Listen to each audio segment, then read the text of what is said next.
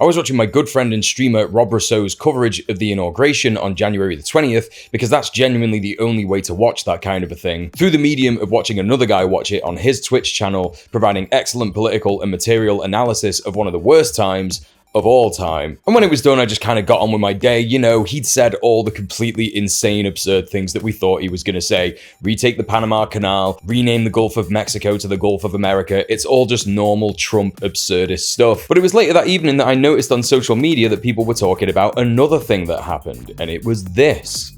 And I just want to say thank you for making it happen. Thank you.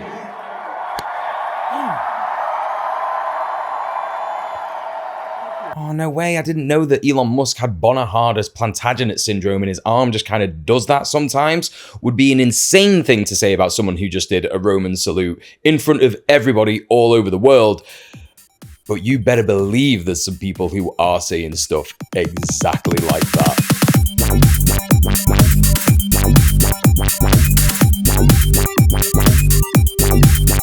Before we get into the video, I just want to give a huge shout out to my patrons. Without you, this video would not be possible. Please consider subscribing to the Patreon. There are various different tiers of which you can subscribe to. Each one has different benefits. Have a look at patreon.com/DJMUEL, especially as I'm currently out of a job again, and there's going to be a video coming on that pretty soon. And don't forget, consider the boy, feed the boy. I guess it makes sense to talk a little bit about Trump's inauguration first. Most of you in my audience know that this has been a day that a lot of people have been dreading, not only in the US, but around the world, as of course the leadership of the country that's the head of the empire has an absolute effect on people within that empire and outside of it. Empire being the imperial core of this world. If you live in the US, the UK, Europe, or even Australia and New Zealand, then you are part of that empire. And if you aren't already, you should start thinking about the world in those terms. These are the countries that serve empire and ultimately capitalism. Such is the nature of the system that we're in. And as I said before, in his speech, Trump said some absolutely bizarre things, saying that he was going to create the External Revenue Service. Like what? He's going to tax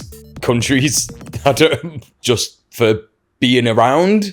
And of course, the absurdity of wanting to rename the Gulf of Mexico to the Gulf of America and retaking the Panama Canal. But what exact purpose these things appear to be for is unclear, unless you remember that the entire modus operandi of the USA is to seize land, capital, and power. The thing to remember, though, is that we didn't just get here by Donald Trump being the president of the USA. The previous term of Joe Biden has not only proven what I've said many times over, in that getting people to vote for and support the Democrats is not only bullshit activism, but that encouraging people to support and vote for the Democrats is, in fact, actively harmful. Everybody in the world has now seen over the last 14 months that any difference the two parties seemed to have was a veil of deceit. And in fact, even more so over the last few weeks, as Joe Biden has signed executive orders for things that he should have done at the very beginning of his presidency, such as removing Cuba from the list of states sponsoring terrorism, which would have changed things drastically for Cuba, who've been suffering under the imperialist embargo for over 60 years now. If he'd have done this at the start of his presidency, this would have given Cuba 4 years to repair, rebuild, and get strong, preparing for the fact that Donald Trump is just going to put them right back on the list at the start of his presidency after the inauguration, which is what happened. Great work, Joe. Good stuff. Colombosi shot down in New Guinea. They never found the body because there were a lot of cannibals for real in that part of New Guinea. Joe Biden and his administration did many other vile things during his term, such as flying Nancy Pelosi out to Taiwan in order to turn a state's desire for freedom and independence into an opportunity to threaten and flex the USA's imperial muscles at China. You also got to remember that history is not that long ago, and Joe Biden is historically racist. There were definitely a few eyebrows raised when he was the running mate for Barack Obama, considering the way he pushed through mandatory minimum sentences and overhauled anti-crime bills that were overwhelmingly biased towards black and other racialized communities in the US during his time as a senator, even courting segregationist Republican leaders. And if you're thinking, Muel, that's unfair, that was in the past, that was in the 70s and the 80s, surely he's changed now, give him a break, he did good with what he had. I'm going to quote the Specials song Free Nelson Mandela here, a song about apartheid, and ask you, are you so blind that you cannot see? Are you so deaf that you cannot hear? Because we have, of course, seen one of the most well-documented genocides of our time unfolding over the last year all over social media, all over our TV screens. As the leadership of the US always has, Joe Biden's administration provided Israel with a blank check to commit genocide and ethnic cleansing in occupied Palestine. Anyone who ever did any work to sanitize this man's image will be forever remembered as enablers of ethnic cleansing and genocide. Even though Trump had promised to allow Israel to unleash all hell on Gaza once he is in office, the fact that the hostage exchange happened just before his inauguration proves one thing that we've been saying all along, which is that one call from the Oval Office could have stopped this genocide whenever the president wanted. Despite this, Joe Biden consistently lied, saying that things were very difficult and that he was arguing with Netanyahu. He's a mad dog and I can't control him. People in his administration saying, oh, I heard Joe Biden saying some really bad words to Netanyahu over the phone. That proves how much the US can't control him. All nonsense. All lies. Israel is completely at the beck and call of the US. It always has been, ever since its inception. Its actual purpose is not a safe homeland for the Jewish people. Its purpose is to be a military base for the US and imperial core interests in the Middle East. It is funded and instructed to cause as much grief and chaos for people in the Middle East as possible, not only because that is where the most exploitable resources are for the empire, but also where the most resistance to empire can be found. The point of me laboring this, point, is to remind people that fascism is fascism. Imperialism is imperialism.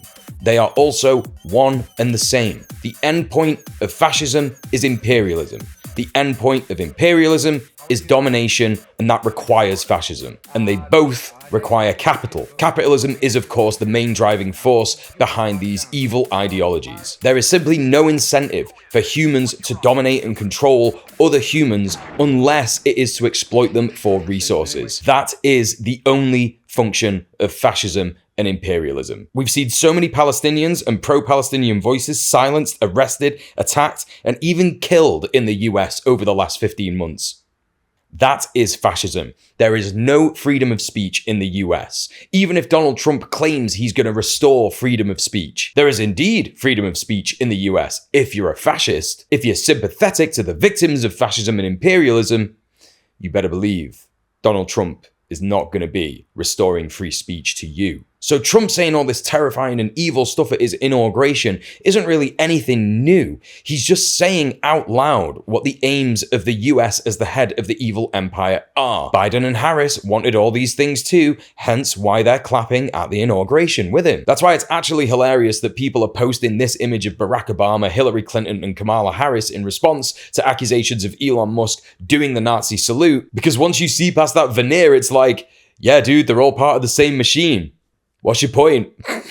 It's all just smoke and mirrors. Democrats are sucking off Republicans behind closed doors in the same way that liberals have been sucking off fascists for, it's a time-honored tradition, isn't it? So the big thing that people are talking about that we've alluded to in the thumbnail for this video and things that I've said previously and things that I've shown you, it's the Nazi salute. It's the Hitler salute. That's what he did. He did a Hitler salute, yeah. There was a second event that Elon Musk ran to immediately after the inauguration because he was going to address a big room of people, and that's where he pulled off the Sieg Heil. At this point, let's take a look at how people have responded to this in the news and on social media. Firstly, most US state media has completely ignored it. NBC even edited it for your consumption, so you know exactly what side they're on. It's only when you come to the BBC and other European media, such as Die Zeit, a German newspaper that rightfully says a Hitler salute is a Hitler salute, despite criticisms you can make of most German newspapers since October the 7th, they definitely know what a Hitler salute is, even having to censor it from the picture due to strict laws surrounding the portrayal of such things in Germany. Most right-wingers on social media have been playing the same game that they've been playing for the last 10 years, which is, it's not really a Nazi salute, he's just having a bit of a time, he's just getting excited, oh, he's just doing whatever, he's just saying hi, he's just waving. Ben Shapiro, for example, responded by saying, you're all fucking idiots,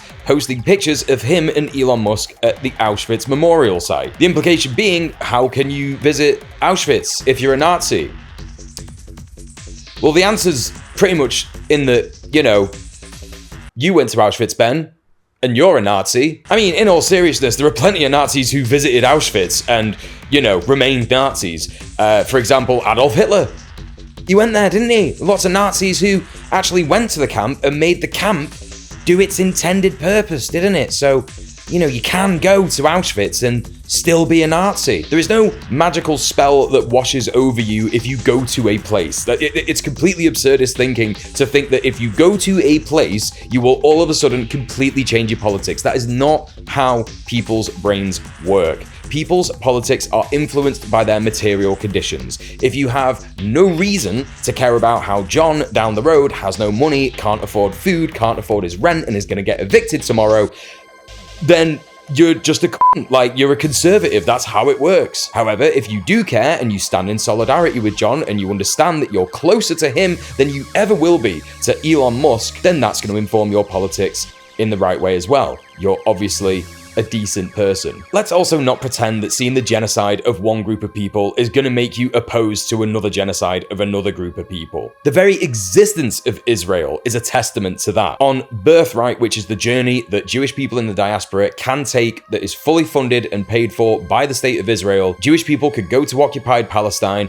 have a little look around, being taken around by tour guides who are explicitly Zionist, explicitly right-wing, and absolutely fascistic, just spouting awful, evil talking points about Palestinians, not even referring to them as Palestinians, just calling them Arabs and terrorists, Then they take him to the Holocaust Museum and they show him all these horrific images of what happened to Jewish people in the early 20th century in Nazi Germany. Of course, that's really, really upsetting just for anybody, not just for Jewish people. And then they take him out to the view of the occupied Palestine and they say to him, this is why you have to fight for Israel. Maya Edery, an ex-Zionist Jew in this video from Middle East Eye, explains it pretty perfectly. They take you on Birthright, they take you to the Holocaust Museum, and I specifically remember walking through the Holocaust Museum, Yad Vashem in Jerusalem, and it was really painful and emotional. There's a room with all of these candles and lights, and they say all the names of children killed during the Holocaust. And you exit that room and everyone is crying and feeling emotional, and they had us look over at Jerusalem. It's sort of hanging above the city, and they say, because of what you just heard, this is why you have to fight and defend Israel anywhere you can. I remember going through that experience and feeling really angry and really critical and feeling like they just emotionally manipulated us. This is the brainwashing of every single settler who ends up committing pogroms against Palestinians in the occupied West Bank. Speaking of Zionism, you'd think that people who purport to be the absolute knowers of all things anti-Semitism would definitely denounce a Nazi salute, wouldn't you? Let's see what the Anti-Defamation League has got to say about this. This is a delicate moment. It's a new day, and yet so many are on edge. Our politics are inflamed and social media only adds to the anxiety. It seems that Elon Musk made an awkward gesture in a moment of enthusiasm. Not a Nazi salute, but again, we appreciate that people are on edge. In this moment, all sides should give one another a bit of grace, perhaps even the benefit of the doubt, and take a breath. This is a new beginning. Let's hope for healing and work toward unity in the months and years ahead. This is no freak accident. The ADL is happy to become apologists for fascists and Nazi salutes, as long as the ethnic cleansing and genocide of Palestinians can continue unhindered. It's important to remember here that the ADL's purpose is to normalize the state of Israel and the occupation of Palestine, not to combat anti-Semitism. Other right-wingers, though, who are more than happy to say the quiet part out loud, are absolutely loving this flagrant signal to them that Elon supports their politics. Look at Nick Fuentes here with his bottom absolutely flapping with joy that Elon agrees with him on a lot of stuff. And then the straight up, that was a serious Roman. It wasn't even like a subtle, like a wave, like one of these, like a Laura Ingraham. Remember when Laura Ingraham did that? That was a straight up, Sig Heil, loving Hitler energy. that was like a straight up, with intensity, Roman salute. One of the worst things we've seen over the last few days as a response to this is people claiming that this is some kind of tic or involuntary spasm that is happening because Elon Musk has autism.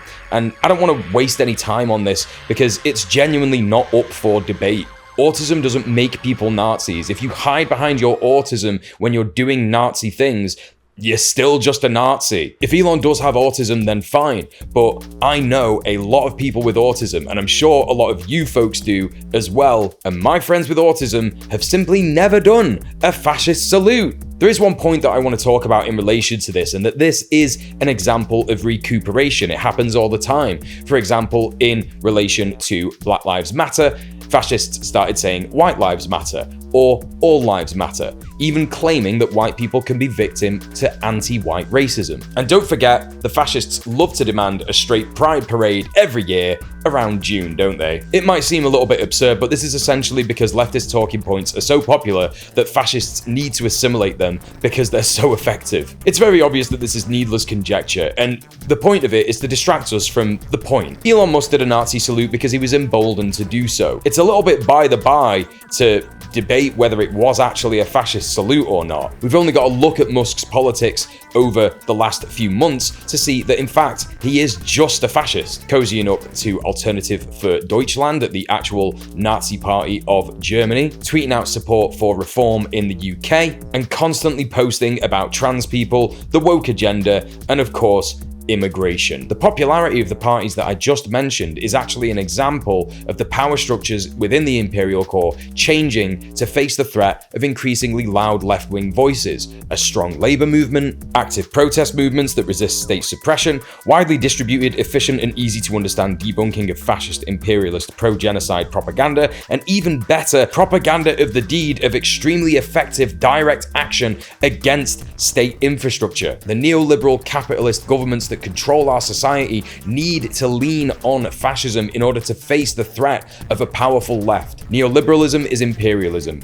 Imperialism is fascism. Fascism is capitalism, etc., etc., etc. There is nothing new going on here. It's all been going on for a very long time. The evil empire of the USA is not seen as anything but that in the imperial periphery countries that it oppresses. Every single Palestinian, Syrian, Iraqi, Iranian, Yemeni, and countless other peoples all over the world know exactly what the USA is. It's only the populations of the countries that are blinded from the terrorism that the USA does around the globe that are oblivious to it. Here's a fantastic, unfortunately genuine, yes I did the research, example of a US liberal plainly saying that out loud. I'd much rather have a non-fascist country that supports a genocide than a fascist country that will support the genocide too. I did unfortunately check this person's profile and they just do appear to be extremely politically uneducated, and this does appear to be genuine. But as I said, this is just such a fantastic example of how everybody in the USA feels about politics, especially if they're liberals. Liberals are just quite clearly out here saying that the fascism that the US has always been doing is fine, as long as it takes place over there, because then they can pretend it just doesn't exist. One of the more upsetting things about this post is in fact that, genocide is the end point of fascism and supporting a genocide is certainly part of that. So whether this person sees the USA as actively complicit in the genocide in Gaza or as just supporting it, they have unfortunately missed the point that, yeah, this is the end point of fascism, and it still makes your government fascist. Any claim that the government who is doing the genocide is not fascist is completely self-centered and individualist. There's a couple of cracking poems that people tend to quote in times of fascism, but I'm going to throw you a curveball with this one from Niyi Osundari. He is a Nigerian poet, and I read this one at school, and every time I've seen since then an injustice happen where people turn a blind eye, it reminds me of this one. They picked a canny up one morning, beat him soft like clay, and stuffed him down the belly of a waiting jeep. What business is it of mine? So long they don't take the yam from my savouring mouth. They came one night, booted the whole house awake, and dragged the Dan Lardy out, then off to a lengthy absence. What business of mine is it? So long as they don't take the yam from my savouring mouth. Chinwe went to work one day only to find her job was gone. No query, no warning, no probe. Just one neat sack for a stainless record. What business of mine is it, so long as they don't take the yam from my savouring mouth? And then, one evening, as I sat down to eat my yam, A knock on the door froze my hungry hand. The Jeep was waiting on my bewildered lawn, waiting in its usual silence. The point being made here should be very obvious, but I'm going to drive it home considering how important it is in times like this. When you see fascism happening, whether you resist it or not, whether you say something about it or not, it will come for you. At least if you do resist it and join others in resisting it, we have a chance of beating it. And if you're so doom-pilled that you think there's no chance of beating it, then I got news for you. Either you're going to join them, or it makes far more sense to go down standing up instead of on your knees.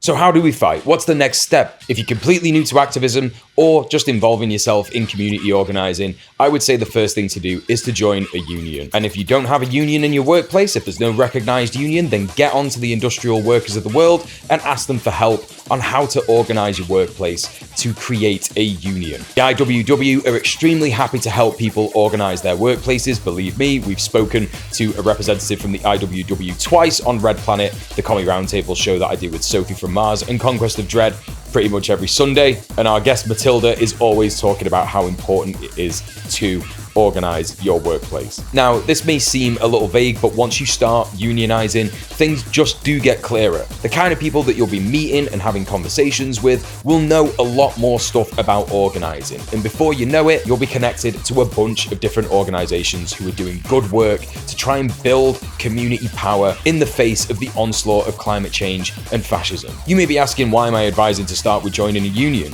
Unions are the thing that capitalists fear the most. The very subject of this video is extremely terrified of unions. As I said earlier, without money, fascists have very little incentive to do the things that they do. If there is no funding, humans just don't really want to hurt each other. If there is no money for capitalists, there is no propaganda to encourage humans to hurt each other. It's why Musk constantly spreads anti-union propaganda and says things like this. So I will leave a link to the Industrial Workers of the World website down in the comments.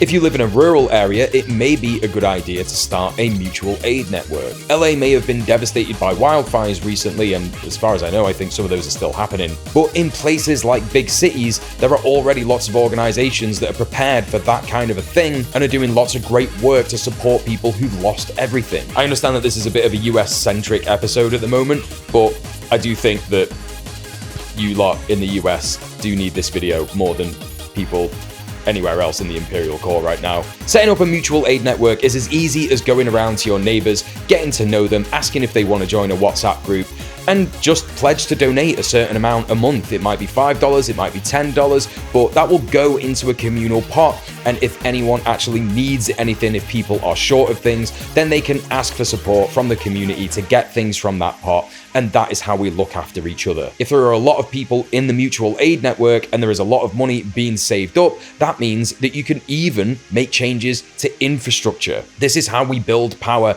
away from the state power that is doing nothing for us.